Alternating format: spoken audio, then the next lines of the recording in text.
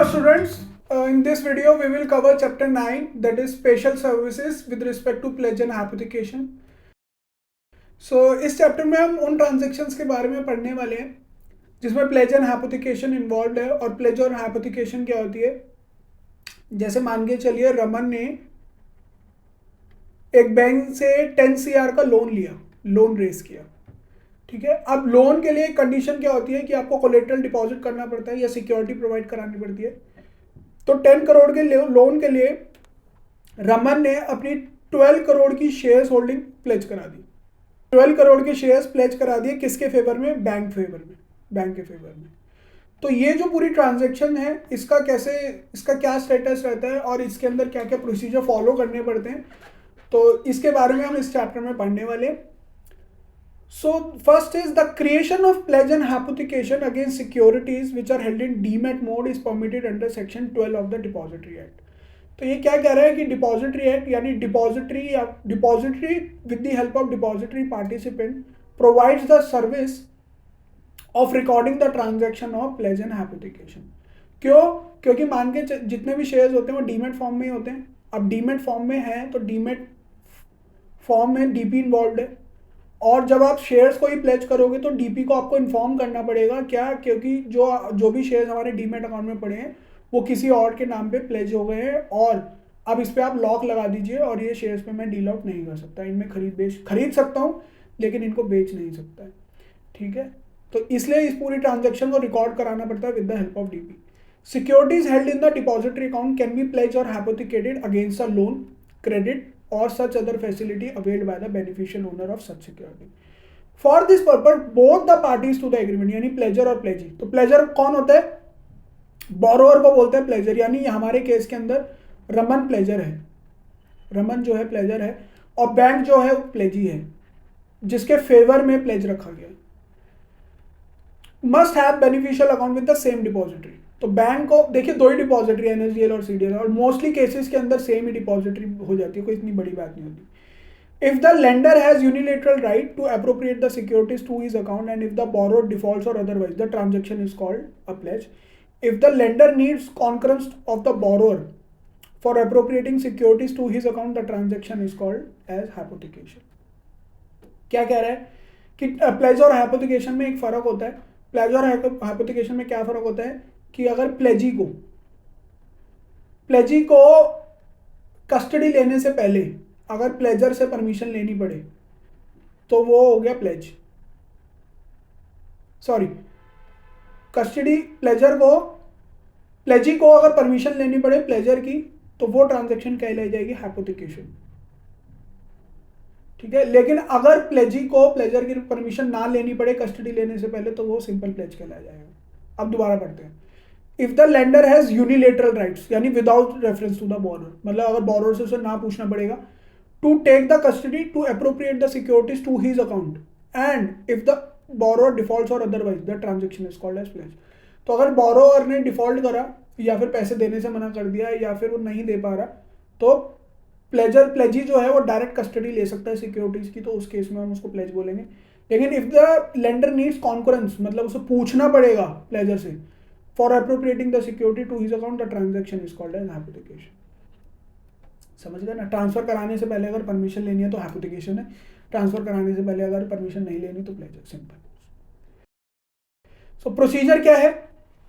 The pledger initiates the creation of the pledge और hypothecation. तो pledger मतलब जिसने लोन लिया या फिर बोरोअर, उसी को ही पूरी ट्रांजैक्शन को जो है इनिशिएट करना पड़ेगा through its DP and the pledgee instructs its DP to confirm the creation of the pledge, ठीक है। तो प्लेजर एप्लीकेशन लगाएगा और फिर उसके बाद जो प्लेजी है वो भी अपने डीपी से बोलेगा कि कंफर्म करो कि ऐसी कोई एप्लीकेशन आई है नहीं है। The pledge hypothecation so created can either be close और रीपेमेंट ऑफ लोन अगर लोन रीपेमेंट हो गई तो क्लोज हो जाएगा, और invoked if there is a default.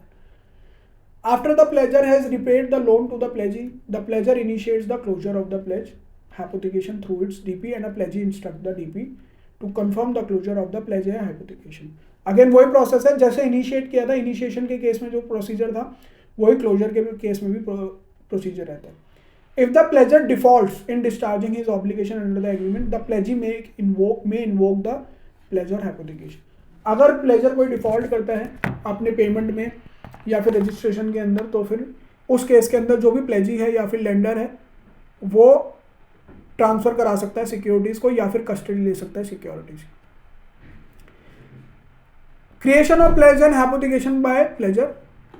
The DP of the pledger initiates the pledge and hypothecation on the request receive from the pledger in the prescribed form. ठीक है, ये हम ऑलरेडी कवर कर चुके हैं। The pledger submits the request form containing all the details. क्या क्या details होनी चाहिए?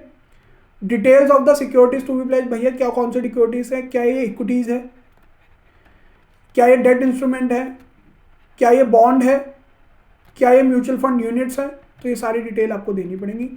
द एग्रीमेंट नंबर, जो भी बोरोर और लेंडर के बीच में एग्रीमेंट हुआ है उसके रिस्पेक्ट में वो एग्रीमेंट नंबर देना पड़ेगा। Closure date of the expected closure date of the pledge और हाइपोथिकेशन आपको देना पड़ेगा। The date is indicative of course. The pledgee's detail, अब किसके फेवर में आप कर रहे हो, बैंक, उसका रजिस्टर्ड एड्रेस क्या है। उसके बाद DP verifies the form for completeness and validity and ensures that the securities to be pledge exist in the pledgee's. तो उसके बाद डीपी वेरिफिकेशन करेगा और वेरिफिकेशन के अंदर क्या देखेगा कि क्या जिन सिक्योरिटीज को ये प्लेज कर रहा है क्या वो वाकई में इसके अकाउंट में है या नहीं है। अगर डीपी को कुछ गड़बड़ लगती है तो it is return to the pledger for correction. DP correction के लिए उसको वापस कर देगा। If the form is complete तो DP accepts it for processing and issues an acknowledgement to the pledger. अगर फॉर्म हर महीने में ठीक होगा तो उसके बाद जो डीपी है वो प्लेज रिक्वेस्ट को कंप्लीट अप्लाई कर देगा और उसके बाद एक्नॉलेजमेंट रिसीट दे देगा प्लेजर को। The DP then enters the details of the request in the DP system as pledge and application. On entering the details a pledge sequence number for the request is generated. उसके बाद क्या मिलेगा, एक pledge sequence number मिलेगा pledger को। The DP then confirms the verifies it and confirms the request. Securities are then debited from the free or logged in balances and credited as pledge setup balances in the demat account of the pledger. The DP intimates to the pledger and the pledge sequence number. ठीक है, उसके बाद debit freeze हो जाएगा और credit के लिए अभी भी ओपन रहेगा लेकिन डेबिट जो है वो फ्रीज हो जाएगा, बेच नहीं सकते आप, खरीद सकते हो। Procedure for confirmation of creation of pledge and hypothecation by pledgee. अब क्या है, रिक्वेस्ट कौन करता है, इनिशिएट कौन करता है, प्लेजर रिक्वेस्ट करता है, प्लेजर एप्लीकेशन लगाता है प्लेज को रजिस्टर कराने की। लेकिन कंफर्म कौन करता है, प्लेजी। कंफर्म क्यों करेगा वो, क्योंकि उसको डीपी से ये कंफर्म करना है क्या जो मेरा बोरोवर है, मेरे पैसों का बोरोवर है, क्या उसने आपके पास कोई भी सिक्योरिटीज को प्लेज रखवाया है मेरे फेवर में, तो ये कंफर्म वो करेगा। Once a pledge or hypothecation request has been created and verified, the pledger submits the duly stamped and signed pledge request form to the pledgee. पहले तो जो यहाँ पे प्लेज सीक्वेंस नंबर दिया था डीपी ने प्लेजर को, वो सीक्वेंस नंबर लेके वो प्लेजी के पास जाएगा और कहेगा देख मैंने तेरे फेवर के अंदर प्लेज रखवा दिया है ना। The details of the pledge and hypothecation are also electronic communicated to the DP system of the pledgee's. ठीक है, तो डीपी का जो प्लेजी का जो डीपी सिस्टम है उसको भी ये इन्फॉर्मेशन दे दी जाएगी। DP for confirmation the प्लेजी and hypothecation request is displayed at the DP system of the pledges DP. ठीक है, उसके बाद सिस्टम में वो डिस्प्ले होने लग जाएगा that securities is being hold for the pledge और hypothecation. Then closure of a pledge और हाइपोथिकेशन बाय द प्लेजर। अब इनिशिएट प्लेजर ने किया था तो क्लोज भी प्लेजर ही करेगा, प्लेजर या फिर बोरोअर, बार बार कंफ्यूज मत होना प्लेजर और प्लेजी के अंदर। Pledger means borrower and pledgee means lender. The pledger can request for unpledging या closure of pledge hypothecation after the performance of the underlying agreement. पैसा वापस करने के बाद the pledger again submits an instruction in the prescribed form to its DP to initiate the unpledge or closure. The DP upon receiving such request verifies the form for its completeness and validity. देखिए इसके अंदर एक important होता है, bank ना issue करता है discharge certificate, date discharge certificate. उसके अंदर क्या लिखा होता है कि ये जो बोरोअर है उसने हमारा सारा पैसा वापस कर दिया। तो ये वाला सर्टिफिकेट लेके जो प्लेजर है या फिर बोरोअर है अपनी डीपी के पास जाएगा और उसे कहेगा ये ले, ये सर्टिफिकेट है और मैंने सारा पैसा दे दिया है, अब तू प्लेज रिक्वेस्ट को जरा कैंसिल कर दे और ये मेरे फेवर में वापस कर दे। And if not found in order return it to the pledger for rectification. If it's found in order, the DP accepted for processing and issues an acknowledgement to the pledger कि भैया आपका pledge जो है वो cancel हो गया। The DP enters the unpledged closure request details in the DP system against the pledge application instruction number as per the instruction given in the form. The details of the pledge and hypothecation, unpledge या closure request are communicated electronically through the depository system to the DP system of the pledgee. तो वहाँ पे pledgee के DP को भी बता दिया जाता है कि हमें ऐसे ऐसे करके एक रिक्वेस्ट मिली है, एप्लीकेशन मिली है और वो डेथ डिस्चार्ज सर्टिफिकेट भी हमें दिखा रहा है, तो क्या हम ये कर दें. On receiving such intimation, the pledge's DP is required to furnish the details of the unpledged hypothecation closure request received for confirmation to the pledgee. फिर DP of pledgee को बताएगी. The pledgee then submits his acceptance or rejection of the unpledged closure request in the prescribed. उसके बाद pledgee जो है अपने DP को बोलेगा कि हाँ ठीक है, आप इस pledge को कैंसिल कर दो, क्लोज कर दो और ये ठीक है. फिर वो DP प्लेजर की DP को बताएगी कि चलो ये कंफर्म कर दिया है प्लेजी ने और आप इसको क्लोज कर दो. तो थोड़ा एक फ्लो चार्ट में समझते हैं, इसको ज़्यादा इजी लगेगा. देखिए, सबसे पहले प्लेजर ने पैसा वापस करा प्लेजी को, point number 1.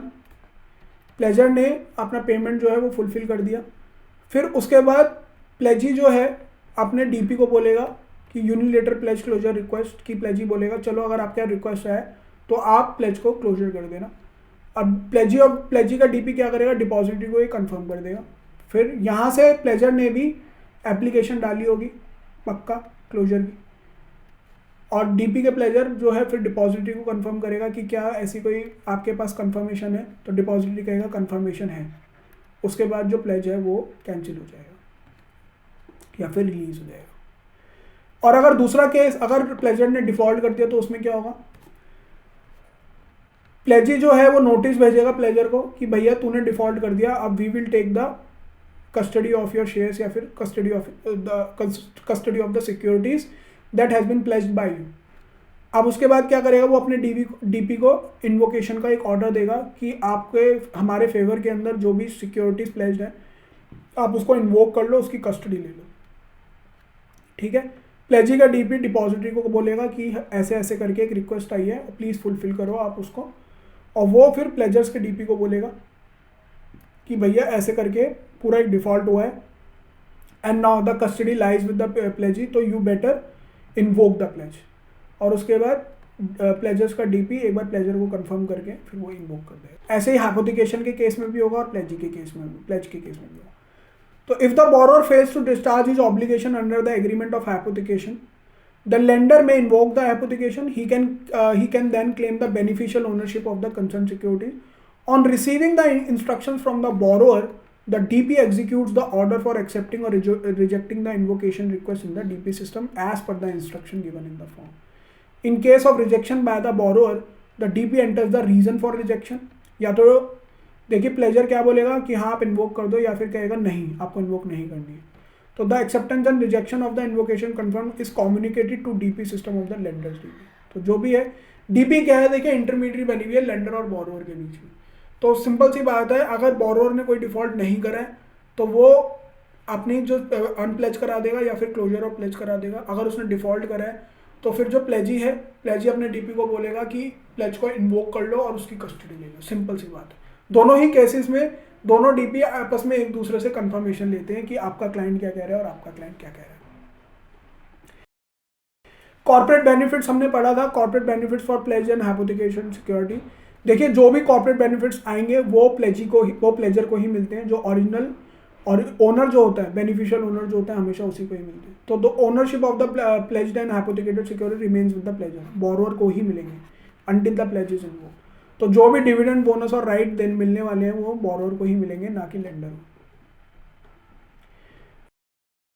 Recording of non disposal undertaking in the depository system.